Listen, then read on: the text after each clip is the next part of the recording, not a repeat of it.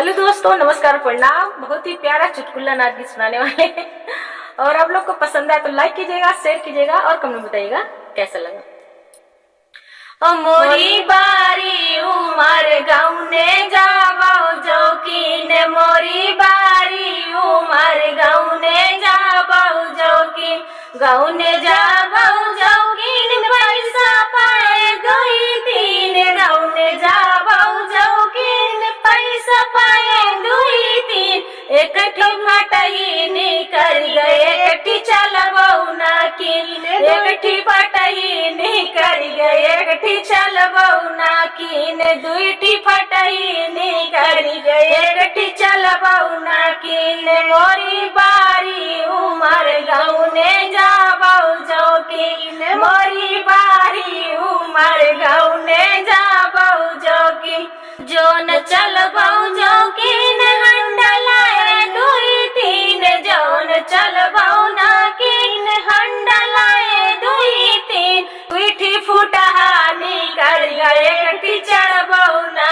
कीन, दुईठी फुटहा निकल गए, एकठी चढ़बो ना कीन, मोरी बारी उमर गौने जाबो जोकीन, मोरी बारी उमर गौने जाबो जोकीन, जौन चढ़बो ना कीन, चाउर नाये दुई तीन, जौन चढ़बो ना कीन, चाउर नाये दुई तीन, जौन चढ़बो ना कीन, चाउर नाये दुई तीन, दुईठी इधर उधर होई गए, एकठी पकबो ना कीन, दुईठी इधर उधर होई गए, एकठी पकबो ना कीन, मोर बारी उमर गौने जाबो जोकीन, मोरी बारी उमर गौने जाबो जोकीन, और जौन चुरबो ना कीन, बाभन नेउते दुई तीन, जौन चुरबो ना कीन, बाभन नेउते दुई तीन, जौन चुरबो ना कीन, बाभन नेउते दुई तीन, दू ठिकाना निकल गए, एकठी सुनबो ना कीन, दुई ठिकाना निकल गए, एकठी सुनबो ना कीन, मोरी बारी उमर गौने जाबो जोकीन, मोरी बारी उमर गौने जाबो जोकीन, जौन सुनबो ना कीन, डंडा मारे दुई तीन, जौन सुनबो ना कीन, डंडा मारे दुई तीन, जौन सुनबो ना कीन, डंडा मारे दुई तीन,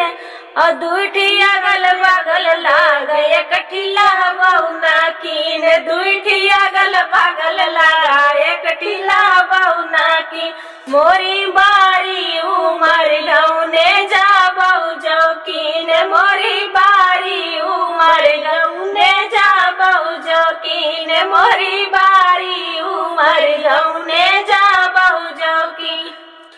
रोई रोई भी गैया चरवा, नैहरवा से केहू नहीं आवे,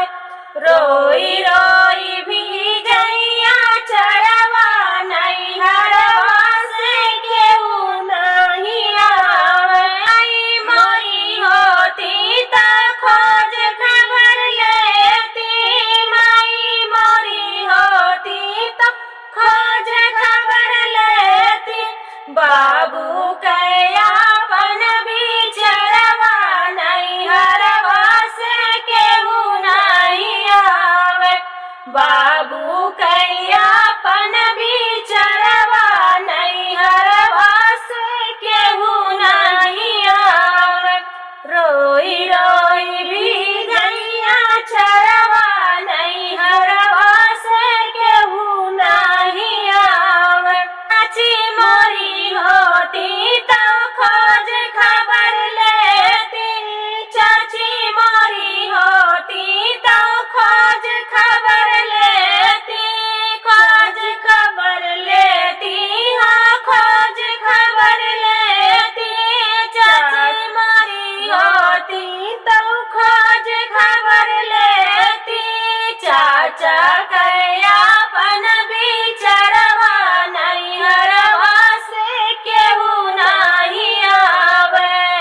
बचा कैया पन बिचरवा नैहरवा से केहू नहीं आवत भैया मारे होते तो खोज खबर लेते भैया मारे होते तो खोज खबर लेते खोज खबर लेते हो खोज खबर लेते भैया मारे होते तो खोज खबर लेते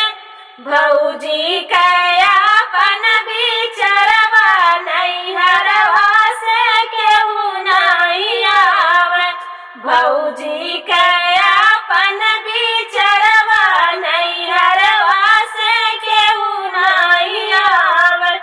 रोई